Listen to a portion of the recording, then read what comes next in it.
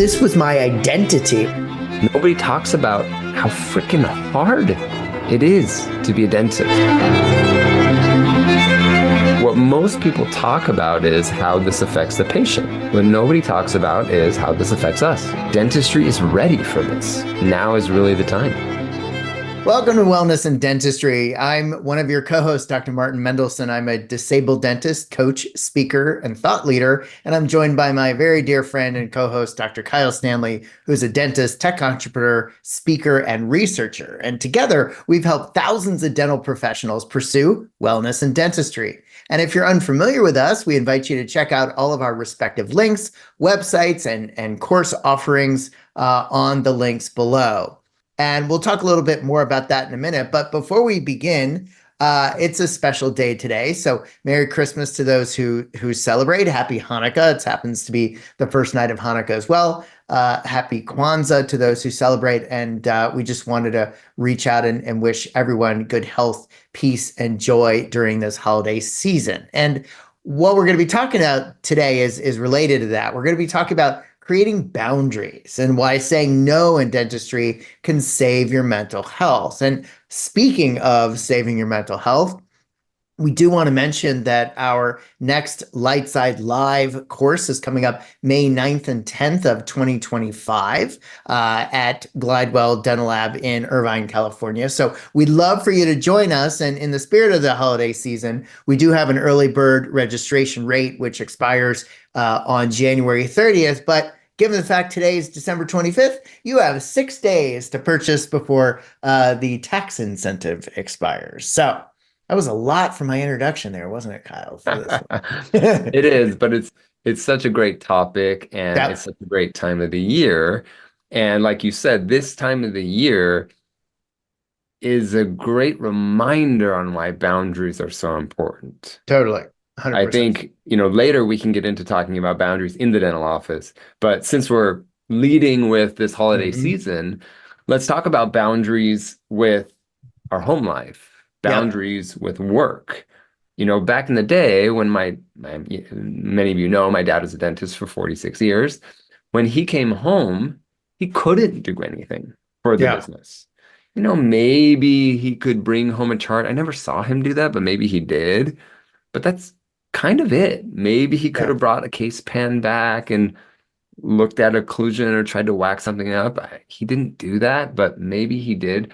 But now it's very easy to look at your email, to contact your laboratory technician, to reach out to a specialist, do a digital smile design, go on to your aligner treatment planning system and do this. And I think where I had a big downfall in my life, and where you and I have seen this in many other doctors' lives, is trying to do too many things at once. Yep.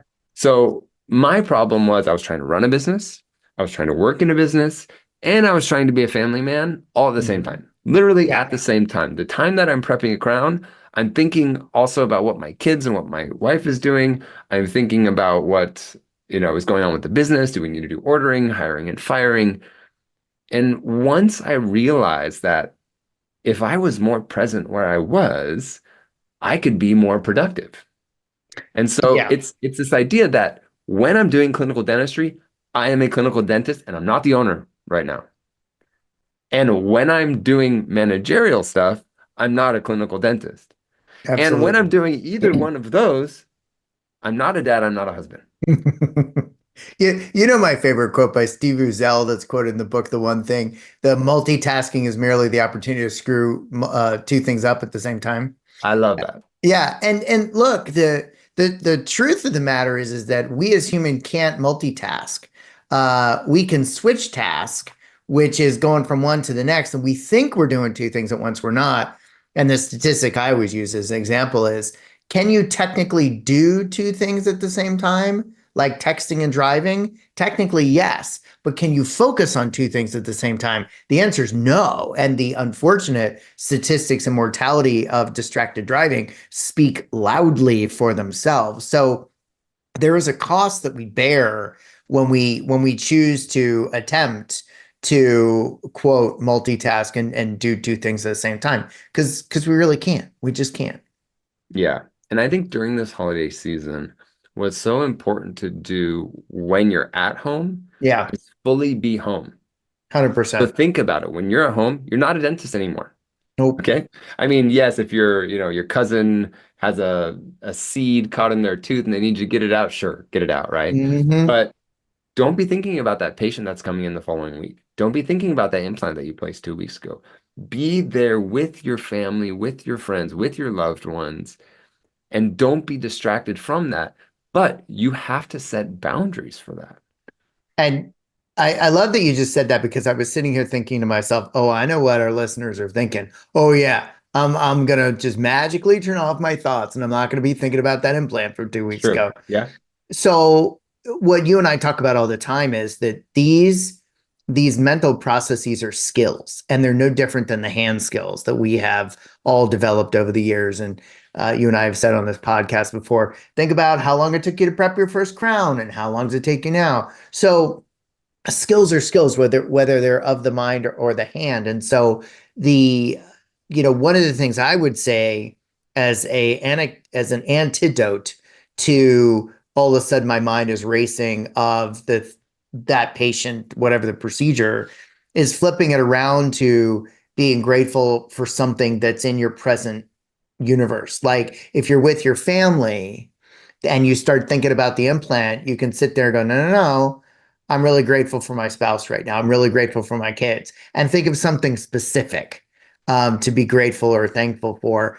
And then that begins to start the cascade, and we stop what's been called or has been described as amygdala hijack, where our amygdala gets all revved up with these emotionally based thoughts, and then we get stuck in that hijack, and then we go down the rabbit hole about, oh, what about this patient? What about that patient? But the antidote is a slow reframe and refocus to the people that you're physically present with at that time. Yeah, I heard someone say the answer to being more successful is generally doing less, Yeah. not doing more. Yeah. And I was actually just listening to a podcast today um, with Alex Hormozy, and he was talking about this too. He said, I'm so stringent with my time, but that's because this is what I'm focusing on now. And it makes me more successful by Hmm. being stringent on my time. And when he's doing one thing, he's not doing the other. And Yep. when he's doing the other, he's not doing this thing, right? And Yep. for me, I had a hard time doing boundaries in any way. So I had a hard time boundaries with my family. I had a hard time boundaries with my team. I had a hard time setting boundaries with my patients, especially, which we'll get into. And just like you said earlier, once I started first boundaries with my patients because that was where I Hmm. suffered the most. Hmm. But what's funny is once I got comfortable setting boundaries with my patients, it got easier to set boundaries with my team. It got Yeah. easier to set boundaries with my family. It got easier Yeah. to set boundaries with strangers. Like I was just thinking about this the other day because I'm always thinking boundaries, expectations, and communications, and I'm always pointing it out to my wife too. And the other day we were leaving Costco, and you leave Costco, and at the end there's someone there that's selling you solar or trying to sell you a new Yep. kitchen or as you're walking away, all right? And I used to be the person that just took the flyer and said like, "Oh, okay, yeah, let me think about it." And now I'm very easy. Like this is such a small micro boundary, but Yeah. it's a skill. Just saying, Mhm. "No, thanks. Yeah. I'm good." Exactly. Like that Yeah. may be the way to start this process is say no to the person handing you a flyer, right? It's like we're I love such that. people pleasers that we need Yeah. to start small, but you get more comfortable at this. Absolutely. Absolutely. The self boundary thing is so important because whether you're in clinical practice and particularly as an owner, or if even an associate with other responsibilities, and that hybrid exists for some, or you're like us, where the majority of our time is spent in non-clinical pursuits, but we're still business owners. Yes. Um, Nobody's going to tell you no, not to answer that email and not to do this or not to do that. So the self boundary is incredibly important. You and I were talking about this before we hit record because you and I want to schedule a meeting with somebody, and I made a comment to you.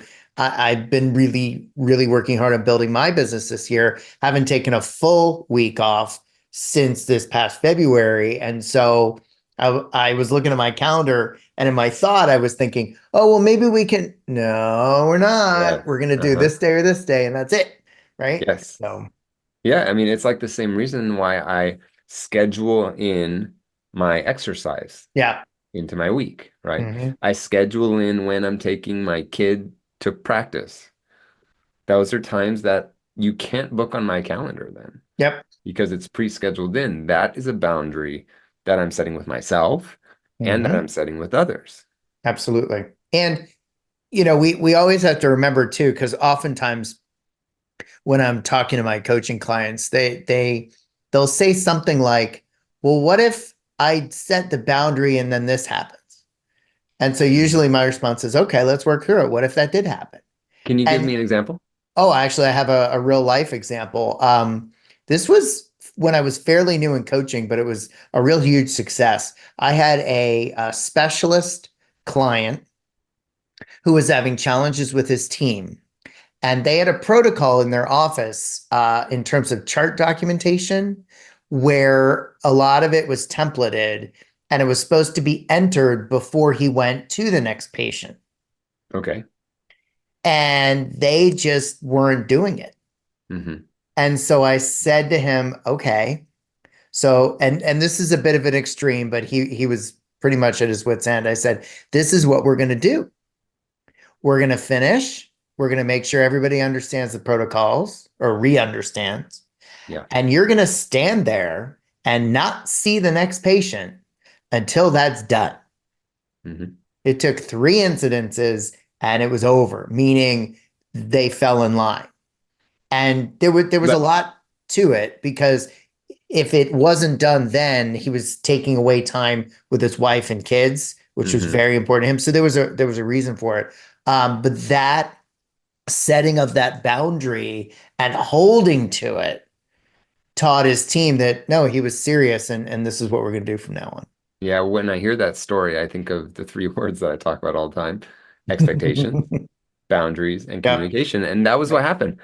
They reset the expectations. Said, listen, the expectation is we don't go to the next patient until the note is done. Hmm. Hmm. They communicated that, right? Yep. And then and then they enforced the Yep. boundary. Yep. And it sounds magical, but so many things are simple but not easy. Yeah. So many things. Well, and the other thing, and I think this is going to be my theme for 2025, which is we as dentists and dental professionals need to stop kidding ourselves and deluding ourselves into thinking that we're this unique animal. Now, let me explain. What we do at the chair, very unique. Yes. Every single darn thing else isn't. Hmm. It's a business like any other business. And Hmm. so, if we can get out of our way and stop fooling ourselves into thinking we're unique and there's no way around it, that's when we're going to be up. If we get out of that trap, that's when we're going to start to be able to facilitate change. You and I had an episode a couple weeks ago on equity in dental practices. And boy, that got a lot of attention on LinkedIn. That was really interesting. Sure I had did. CEO because I reposted yours and I Hmm. based because you were the one that posted the video and I put a little thing in there, basically what I just said about we need to stop kidding ourselves. Oh man, did that get a lot of attention. That was Hmm. really interesting. And Yeah. so business business has answers out there if we look for them. And I want to reiterate that it's not a dirty word. A lot of No. people think if you focus on business, you're not focusing on clinical. Mm-mm. And I am here to tell you, you can do incredible work, Yep. have an efficient business, get paid well. I mean, a great example of this is my partner, Manajad. Like, he does Hmm. amazing work. He's a good businessman, and the practice runs well because he sets so Yeah. many boundaries with Yeah. patients, Yeah. which is probably a good transition into talking about boundaries with patients Yeah. because this is an area where I really suffer. So let me give you an example. I would tell a patient, we're going to take an impression, then we're going to do, let's say it's a denture case, and then we're going to do a wax try-in, and then we're going to do a teeth try-in, and then we're going to do a final denture try-in or an immediate, whatever. And they would say, well, okay, so it's 2 weeks in between that. Do you think you could do that first one in 10 days? Because I have some place that I need to go. And I would rush this stuff. Mm, I would rush it, and it may not be good, and then something would be wrong with it, and then we'd have to do it again. And I was just trying to be a good customer service person, make someone happy, which sounds kind of good, right? Hey, I can sure. rush it. Maybe the lab can do it. But it always ended up biting me. A patient would have a big treatment plan. They would say, I can't afford that. That's not something I can do. And I would say, oh, well, maybe we can change this. And maybe I can take less on this. Maybe I can use a different lab. And I'm telling you, every time I budged, I got in trouble. Yep. I didn't get in trouble like with the law or anything, but Right. I suffered, let's say. Yeah. I suffered financially. I suffered from the treatment standpoint, like the treatment wasn't as good. I Hmm. suffered from a relationship standpoint with the patient or with my team or with my business Yep. partners. And I realized that so much of it was me not being able to set a boundary. Hmm. And I think a lot of that came from a fixed mindset, Hmm. being like, I need this patient. Hmm. This patient that's in the chair came to me and I Hmm. need to do the treatment, Yeah. no matter what their personality was, no matter how they talked about the previous dentist. And one of the things that I like to teach in my mini courses, my signature course, our course together, is that there's more patients out there. Yes. Amen. You don't just need more patients, you need maybe more of the right patients. Hmm. Patients that Hmm. show up on time, patients that pay their bills, patients Yeah. that understand your boundaries, that understand who you are, that 100%. value you. And when you do that, you can have an incredible practice. You can have a great business. You can love coming into your practice, but you have to set your boundaries. And if you end up letting go a patient that is a real challenge and a problem, like attracts like. And so often we've heard, well, what if they leave and they get angry and they tell their friends? It's like, well, do you really want, the kind of people that hang out with somebody that's that difficult? True, Like, true. come on. So because the opposite of that is what so many people teach when it comes to patient referrals. What's one of the first things they say? You talk to the patient that you really enjoy, that had good treatment, that was very compliant during treatment. Those are the people that Respectful. you ask a referral from because they probably hang out with similar kind of people. This is the same thing, but in the opposite, right? Yeah. There's so many people out there that we can treat. It's okay. And so then the question becomes, if you allow your boundary to be violated, listen to my words, if you allow your boundary to be violated, what's the cost? Yes. And a great example of this is we just had our Light Side Club, which is my monthly or twice monthly mastermind that I do for people that have taken my Light Side Academy course if they want to continue growth and have this support group. And we had Don on, who Mhm. who's one of your clients too, Yep. and who's taken our Light Side Live course. I mean, he's done Yep. everything. He's just Yep. a great example I of love Don. what can change when you put time and money and effort into something, right? Yep. And Don was talking about how he recently dropped some big insurances Hmm. and how he's also incorporated payment before the patient sits down. Yep. And my practice, we take it even to the next level, and you can't even get the appointment unless you pay. Yep. And I know there's going to be people listening that go, there's no way my patients would do this. So can I interrupt for a quick second? Yes. I, Look, I'm not vain. I've had a couple plastic surgery procedures. Hmm. Do you think they let me schedule the darn procedure before it's paid? The Hell answer no. is no. Yeah. And by the way, to extend that, all post-ops, plastic surgery, orthopedic, I don't care. They go, oh yeah, okay, so your surgery's on the 13th. The doctor will see you on the 17th at 3:30. And we all go, oh, okay. Okay. Yeah. Sorry, I Yeah. just can't help myself. No, but we have to set this boundary and Yeah. enforce it and make it a policy. When we bought our practice, this wasn't the policy. Okay. They were Yeah. doing the typical, oh, yeah, we'll send you a bill. Yeah. Pay when you want to. Yeah, Now, my practice when we bought it had been there for 60 years. So when we started changing things, there had been people that were there for like 50 years. And we're like, but totally. you always send me a bill. And we had to change that and said, well, I'm sorry, that's not the policy anymore. It's due at the beginning, it was it's due before you leave. And Right, we changed that to be it's due before you sit down. right. Then we went another step further and said it's due in order to schedule. And now it's just so normal. Hmm. It's very normal. I'm curious to get your thoughts on this because something just came to my mind talking about practice transition when you're changing a policy of that Hmm. gravity or magnitude. Hmm. Sorry, define gravities in my head. I just saw Wicked the other Great day. song. Oh my God, the movie was amazing. We haven't seen the movie yet, but I want to. It's amazing. So, often at Spear, when we taught facially generated treatment planning and Hmm. we were teaching docs to take photographs that weren't taking photographs in all their exams to begin with, Yeah. oftentimes what we recommended was, okay, great. So if you're a little concerned about existing patients, kind of wondering what's going on, just start with the new patients. Yeah. And because guess what? They don't know any different. And Yes. so I'm not necessarily proposing that, over a long haul, you have two policies. That's not what I'm saying. What I'm saying is, in order to help facilitate change, particularly to get team members bought in and on board with the idea, what if we just started with our new patients? I think it's a great idea. You Also know, because you're going to be able to practice your scripts with them. totally, totally. And look, let's put ourselves in our patient's shoes here for a minute. Let's say you have been coming to a dental office for 10 years.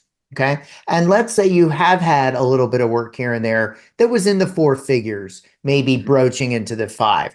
Hmm. And then all of a sudden we're like, oh yeah, we want payment up front.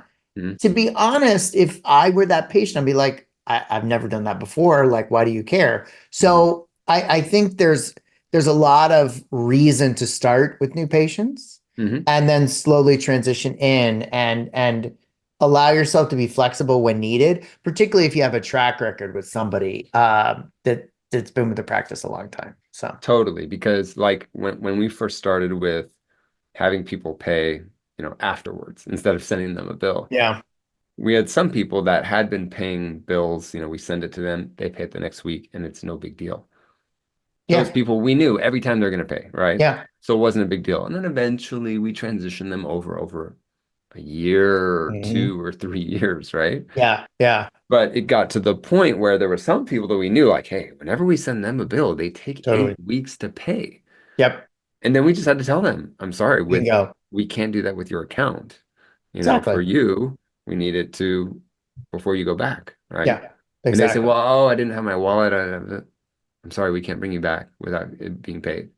And Hmm. that is setting a boundary with a patient. And what I thought when I started setting boundaries was that patients would respect me less, patients would complain more. Don't get me wrong, there were people that complained, but they respected me more. Oh, 100%. 100%.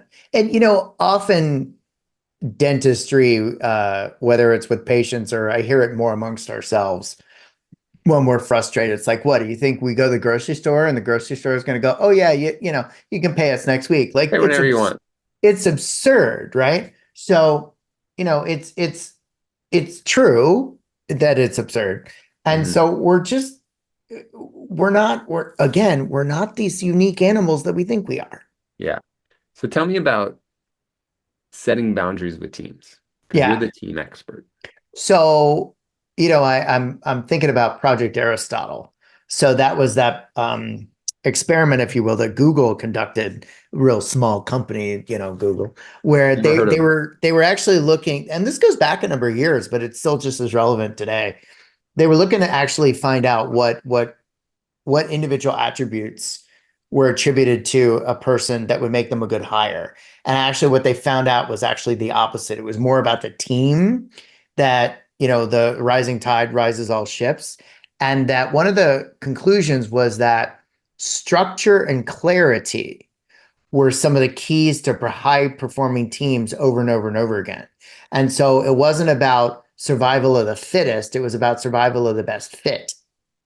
And So when you're so, talking about structure and clarity, you're talking about that coming from the top down then. yes, 100%, Mhm. 100%.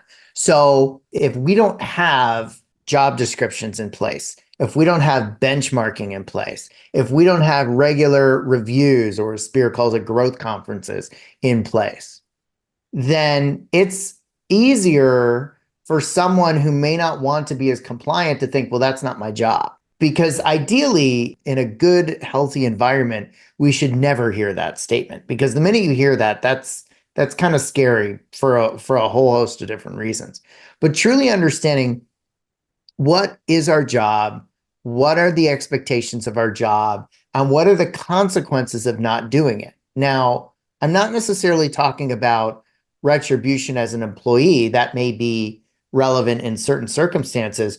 What I'm really talking about is having team members understand that if you don't get the lab cases out on time, that Mrs. Jones may not have her flipper, her veneer, her denture, her whatever for her daughter's wedding. Like that's a big deal, Yeah. you Hmm. know? And so it's not just that we're, checking a checkbox, it's that we're serving another human being. And so having the structure in place, having the clarity in place, having because I talk about this in my online course in the delegation section, which is lesson 3. And when it comes to delegation or just task assignment, how you set it up in the beginning is as important as the person completing it in the end, period. Can you say there's a little script that you give that Yeah. you say to an employee when you're Hmm. explaining something? Can you say Yeah. that? Because that really So when it changed comes everything for to me. yeah, when it comes to pure delegation, and this was a modification of my dear friends and mentors, Jen Barling and Karen Sullivan. So it basically goes something like this. Oh, and before I even tell you, remember, if we're talking about delegation, there's a reason why you pick them, right? Like you Mm. think they're gonna do well. Like Hmm. why wouldn't you pick them then, right? So remember that because that's important. Okay. So it's like, hey, Kyle, I really want to talk to you about taking over this specific task, duty, responsibility, whatever. And I'm really excited because I think you're the right person for the job because you've always enjoyed doing X, Y, Z. And so, before we even talk about it, I really want you to understand that I believe that your ability to be successful in completing this task is as much about my ability to communicate what's needed to be done and what success looks like as it is your ability to do it to begin with, believe it or not, Kyle. So I want you to understand if I ask you to, share with me your understanding of what I just said, if it's tomorrow, next week, next month, next year, and I'm asking you, how's it going, what's going on, etc., this is as much about me making sure that I've communicated with you properly as it is you're doing the task. This is not about micromanagement. This is about partnership. So what do you think about that? Yeah. So That's you're making a safe space for them mhm. to ask questions, Yep. to to feel like if they perform incorrectly, they're not going to get in trouble Yeah. unless you told them exactly what to do and they didn't do it right. Yeah. Right. Right. And so, part of this whole process is adequate documentation, adequate communication of what success looks like, what completion looks like, all that kind of stuff. And what this does that a lot of people miss is that it sets you up for a positive, constructive conversation if things aren't going well. Because if Okay. you have that conversation, as I just described, you then share with the individual what it is you're looking for them to delegate or to complete via delegation. You have whatever needs to be in writing in order. And then they play it back to you and they are sharing with you hook, line, and sinker that they understand what's going on. And then they don't do it. Now you can have a constructive conversation coming from a curious place.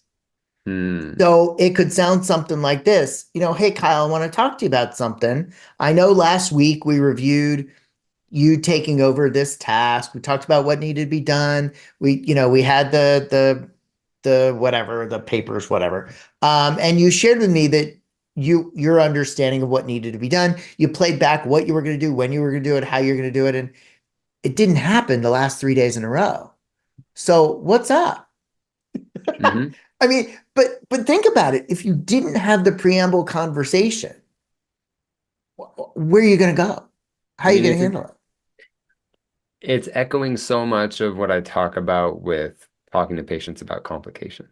Totally. You can't talk to the patient about a complication after the fact. Yeah. It's an unfortunate problem that we have, what, 2-3% complication Hmm. rate, maybe, but you have to talk about it with 100% of the cases. Yeah. And I Yeah. think this is the same thing that when you're doing delegation, shoot, you may have someone that you delegate to and they fly with it, Yep. and you never have to say anything again. Yep. But then you have people that, you tell them to do the suck down trays and you want them to trim the margins at this angle or use this burr or use this certain blade and they're using a different blade. They're using a different burr. So it's a little rougher than it should be or it's too Hmm. thin at the margin or whatever it is, right? Hmm. Hmm. And you can go back to them and say, Hmm. "Hey, Martin, remember I showed you how we should use this Yeah. number 8 round burr and you showed me and you were doing it really well and that happened for a few weeks. I I've seen the newest whatever we're talking about, let's say Hmm. bleaching tray or something, Hmm. and the margins look a little different. Can we go over this again? Because I want to make Hmm. sure that we're using the same thing. Because I also want to make sure that I explained it to you well. Like I feel like Yeah. you could even bring it back up Oh and yeah, say, 100%. let me first think that the blame is me. Right. Right. And for those that have had challenges with team members in the past, let's be clear. Look, if somebody is not rowing in the same direction, they're never going to row in the same direction. And so Hmm. those, but what this does is it crosses all T's and dots all I's to make sure that the problem where the problem lies. Because it could lie with you Yeah. or it could lie with them. We Hmm. don't know, right? Or And it could lie with so the process. correct, It could be correct. with But neither people. yeah, but here's the thing.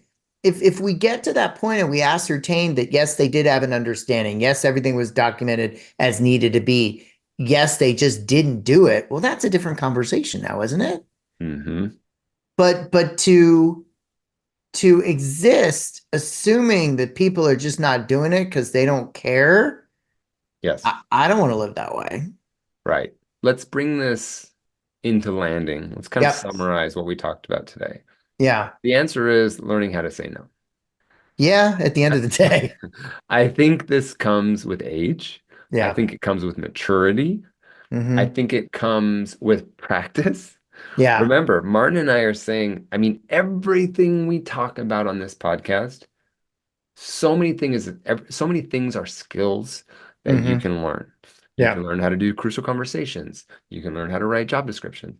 You can learn how to set expectations about complications with patients. Yep. You can learn how to dismiss patients. You can learn how to be better at exercising and Hmm. dieting. And all of this stuff is learned.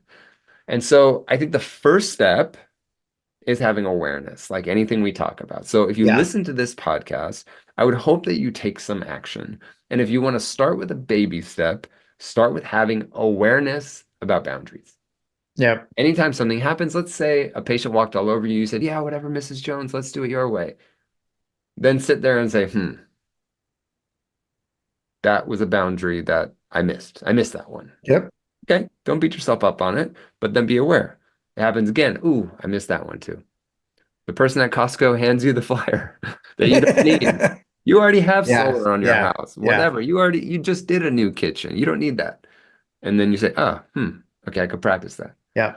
Practice setting boundaries and they become easier. And I think the one thing that I'd like to say that we've talked around but haven't said this bluntly is this. There's a reason why you're feeling the need to have the conversation around a broken boundary.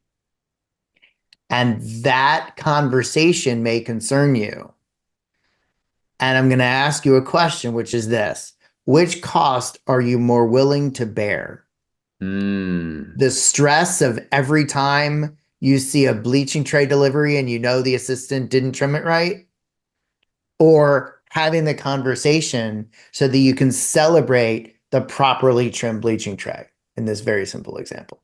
That's Which do you so true. choose? That's so true. And as you were saying that, I was kind of thinking of the setting boundaries with your family Yeah. because that's a hard one, right? It's the people that Yeah. you love.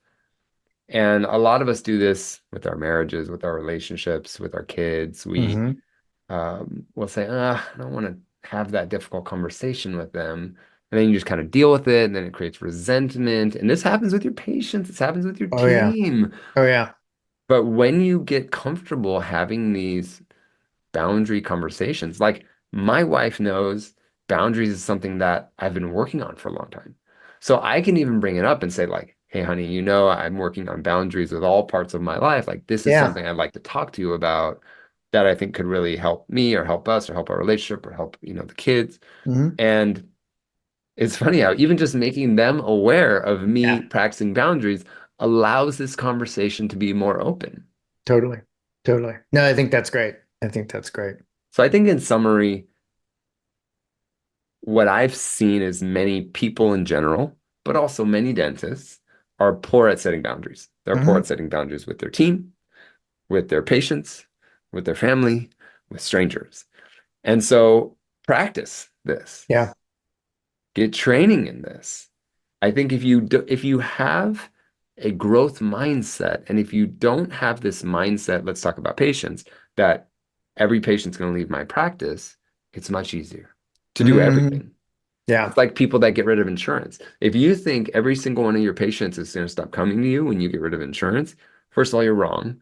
But Yeah. then you'll never do it. Yeah. And that's why many people don't do it. Yep. But once you have this mindset that, listen, I can see 30% less people and I can actually make more money and treat my Hmm. patients better and have my team be less burned out and me less be less burned out and be home with my family more. Wow, that makes a lot of sense.